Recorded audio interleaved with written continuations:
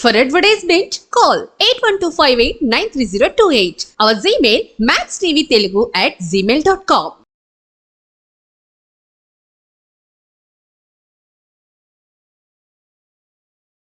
Hi అండి, నమస్తే. Welcome to max TV. నేను మీ విద్య. ఈరోజు మనతో ఉన్నారు కళ్యాణి గారు. నమస్తే కళ్యాణి గారు. నమస్కారం అండి. నేచర్కి అమ్మవారికి సంబంధం ఉందని చెప్తారు కదా, అది మీరు ఏ విధంగా బిలీవ్ చేస్తున్నారు? ఎప్పుడు చెప్పే వీడియోస్లో ఒకటే చెప్తాను, నేచర్ అంటేనే అమ్మవారు అని.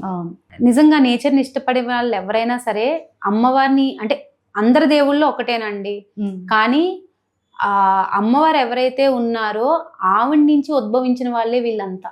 6వ అమ్మవారు కాత్యాయని. ఈ అమ్మవారు దుర్గా రూపం, అంటే శక్తి.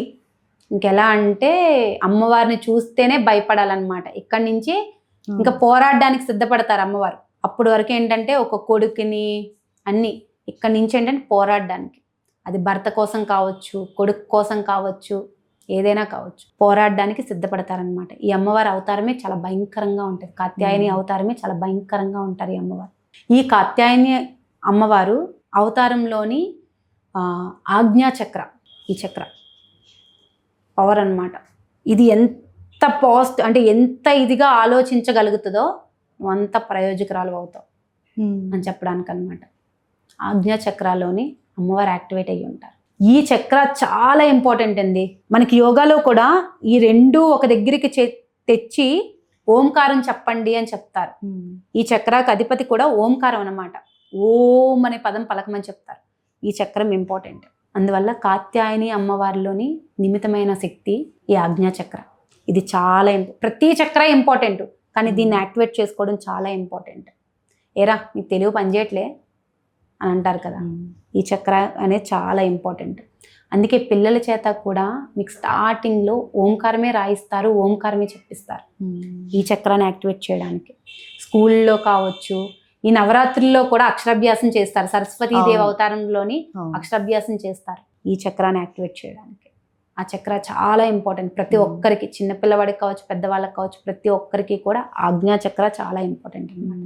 అది కాత్యాయని రూపంలోని అమ్మ రూపంలో నిమితమైంది. 7వది కాలరాత్రి. కాలరాత్రి అమ్మవారు చూడడానికే భయంకరంగా ఉంటారు. ఈ అమ్మవారు సృష్టిని కాపాడడానికి కాలరాత్రి అమ్మవారు, కానీ చూడడానికి చాలా భయంకరంగా ఉంటారు అమ్మవారు. అంటే తప్పు చేసేవాడు భయపడాలండి.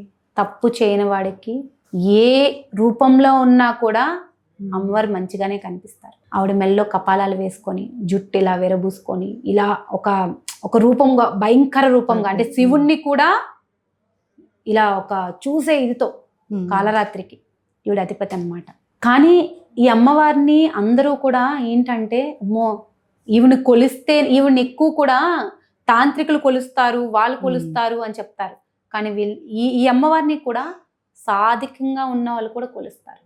అంటే వాళ్ళు సాధన చేసేవాళ్ళండి. తాంత్రికంగా కొలిచే వాళ్ళు, సాధన చేసేవాళ్ళు. అమ్మవారిని తలుచుకోవడం తప్పు కాదు. సాధన చెయ్యడం అనేది దానికి ఒక రూల్స్ ఆర్ రెగ్యులేషన్స్ ఉంటాయి. మనం అమ్మవారిని తలుచుకుంటున్నాం అంతే. ఎందుకు అంటే మనకు భయం వేసినప్పుడు అమ్మ తోడుండాలి అని అనుకుంటాం కదా, అంటే మరి అప్పుడు ఆవిడ తోడుండాలి కదా. అయితే ఈ అమ్మవారికి సహస్ర చక్ర అనేది యాక్టివేట్ అయి ఉంటుంది. దిస్ వన్ చాలా ఇంపార్టెంట్ అన్నమాట మనిషికి. అక్కడి నుంచి స్టార్ట్ అయ్యి ఇక్కడ వరకు ఎవరైతే ప్రతిరోజు ఓంకారం, దీనికి కూడా ఓంకార శబ్దమే యాక్టివేట్ చేస్తారనమాట. ఎవరైతే మెడిటేషన్లో కూర్చున్నప్పుడు ఈ చక్రాస్ అన్ని స్ట్రైట్, అందుకే మనకి మెడిటేషన్లో కూర్చున్నప్పుడు స్ట్రైట్గా పెట్టండి అంటారు. ఇంకోటి ఏంటంటే ఎక్కువ పచ్చదనం ఉన్న దగ్గర మెడిటేషన్ చేయడానికి ఇష్టపడండి అంటారు. ఒక వాటర్ ఫాల్ కానీ ఇలాంటివి దగ్గరే కూడా మెడిటేషన్ అనేది ప్రవేశపెడతారు. ఈ చక్రాస్ అన్ని యాక్టివేట్ కావడానికి అనమాట. ఒక్కో చక్రాకి ఒక్కొక్క అమ్మవారు అవతార రూపంలోని ఆవిడ శక్తిని మనకి అందించింది. అది మనము ఏంటంటే పాజిటివ్గా తీసుకున్నా, నెగిటివ్గా తీసుకున్నా అది మన తీరండి. పాజిటివ్గా తీసుకుంటామా, నెగిటివ్గా తీసుకుంటామా అనేది మన ఇష్టం. నేచర్కి నువ్వు ఏది ఇస్తే నీకు అదే ఇస్తుంది అని చెప్పడానికి ఇదొక్కటి నేను ఇచ్చేదన్నమాట. అందుకే నాకు నేచర్ అమ్మవారు, నేచర్ అమ్మవారు. కాలానికి నువ్వు ఏదిస్తావో, కాలానికి నువ్వు ఏది చెప్తావో కాలం నీకు అదే తిరిగిస్తుంది, అదే చెప్తుంది అని చెప్తాను కదా.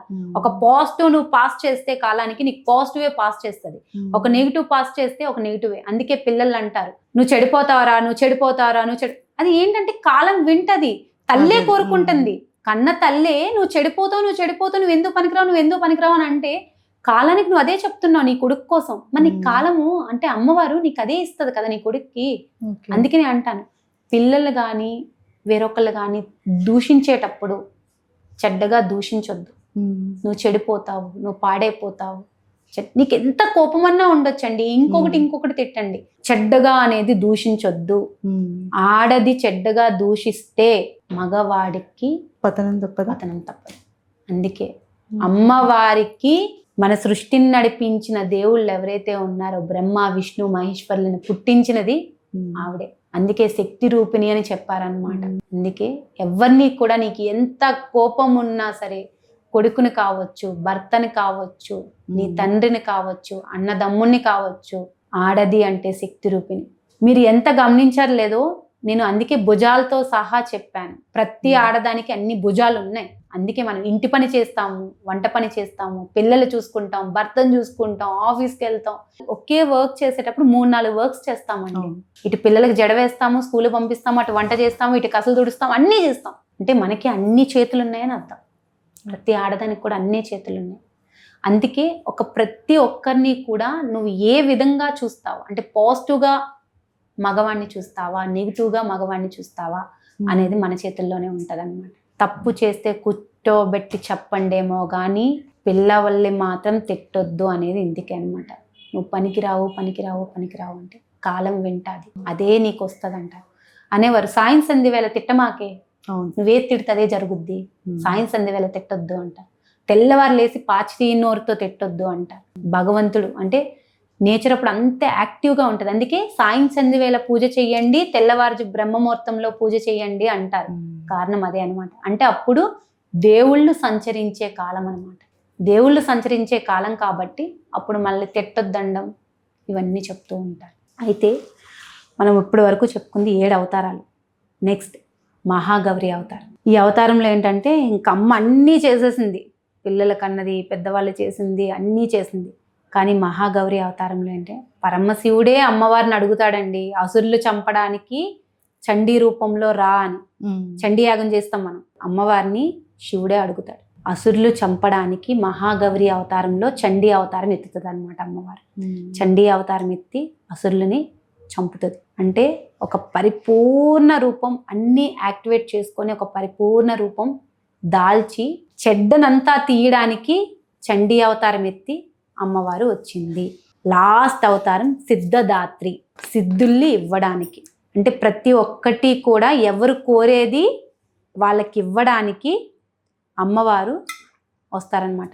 ఈ 7 చక్రాస్ ఎవరైతే యాక్టివేట్ చేసుకుంటారో, యాక్టివేట్ చేసుకున్నప్పుడు ఒక పాజిటివ్ ఎనర్జీతో ఉంటారు. ఉన్నప్పుడు వాళ్ళు ఏదైతే అంటే ఒకటి చెప్తారనమాట, ఇది మంచే జరుగుద్ది, నీకు మంచే జరుగుద్ది, నీకు మంచే జరుగుద్ది అంటే సిద్ధదాత్రి రూపంలో లాస్ట్ ఆడది సిద్ధదాత్రి రూపంలో అనమాట. లాస్ట్ అవతారం సిద్ధుల్ని ఇవ్వడానికి, అంటే నీకు మంచిని ఇవ్వడానికి. అప్పుడు అసురులను చంపింది, ఏం చెయ్యాలో అన్నీ చేసింది. కాలరాత్రిగా అంటే భయంకరమైన రూపంలో కూడా అమ్మవారు వచ్చిందనమాట. వచ్చి ఈ సిద్ధదాత్రి రూపంలో ఏంటంటే ఈ కాలరాత్రి అవతారంలోని శివుడు కూడా నువ్వు నల్లగా ఉన్నావు అని చెప్తారు అమ్మవారికి. కానీ ఎప్పుడైతే ఈ సిద్ధదాత్రి అవతారానికి అమ్మవారు మంచి బంగారు వర్ణంలోకి అనమాట, ఒక పాజిటివ్ ఎనర్జీతో మనం కూడా అప్పటి వరకు 7 చక్రాస్ ఏవైతే ఉన్నాయో యాక్టివేట్ చేసుకుంటాం. ఒక రోజు లేసి ఒక మంచి మెడిటేషన్ చేసాం అనుకోండి, డే అంతా ఎలా ఉంటుంది, చాలా బాగుంటుంది. ఈ డే నాకు చాలా బాగుందని అనిపిస్తుంది. ఒక డే స్టార్ట్ అవ్వడానికి ఎండ్ అవ్వడానికి కారణం మనమే. అందుకే 1 డే బాగున్నది, 1 డే బాగాలేదంటాం. ఒక్కొక్క రోజు చిరాగ్గా లెగుస్తాము, ఆ రోజు అంతా చిరాగ్గానే ఉంటుంది. 1 డే చాలా పాజిటివ్గా లెగుస్తాం, ఆ డే అంతా పాజిటివ్గానే ఉంటుంది. ఎవరైతే ప్రతిరోజు 7 చక్రాస్ యాక్టివేట్ చేసుకొని ఉంటారో ఈ సిద్ధదాత్రి రూపంలో ఉంటారనమాట. అంటే సిద్ధుల్ని ఇవ్వడానికంటే అడిగిందల్లా ఇచ్చేయడం అని కాదు, ఇది నీకు ఇంపార్టెంట్, నీకు ఇది ఇస్తాను, ఇది నీకు ఇంపార్టెంట్ కాదు, ఇది నీకు ఇవ్వను అనమాట. లాస్ట్లో అమ్మవారు రాజరాజేశ్వరి అవతారం. అంతా యుద్ధం అంతా జరిగిపోయిన తర్వాత లాస్ట్ లో దసరా చేసుకుంటాం కదా మనం, అవును. అదే ఈ సిద్ధదాత్రి అన్నమాట. ఈ అవతారంలో ఏంటంటే పరిపూర్ణమైన అవతారం అండి. ఇది నేచర్లో ఏంటంటే ఒక సూర్యుడి ద్వారా వెలుగునివ్వడానికి కారణం కావచ్చు. బ్రహ్మ విష్ణు మహేశ్వర్లకి శక్తినిచ్చి నువ్వు ఇది చెయ్యి, నువ్వు ఇది చెయ్యి, నువ్వు ఇది చెయ్యి, సృష్టి నడిపించడానికి, విశ్వాన్ని నడిపించడానికి అని చెప్పి ఈ సిద్ధదాత్రి అవతారంలో అమ్మవారు క్లియర్గా అందరికీ చెప్తారనమాట. అందుకే నేచర్కి అమ్మవారికి కనెక్ట్ అవుతాను నేను, నేచర్ అంటే అమ్మవారు అని చెప్పడానికి కారణం ఇది ఏంటంటే దేవి పురాణంలో క్లియర్గా చెప్పారు. అనుకోవచ్చు అంటే అమ్మవారే గొప్పవారా, మళ్ళీ చాలా మంది క్వశ్చన్స్ అయ్యేవారు.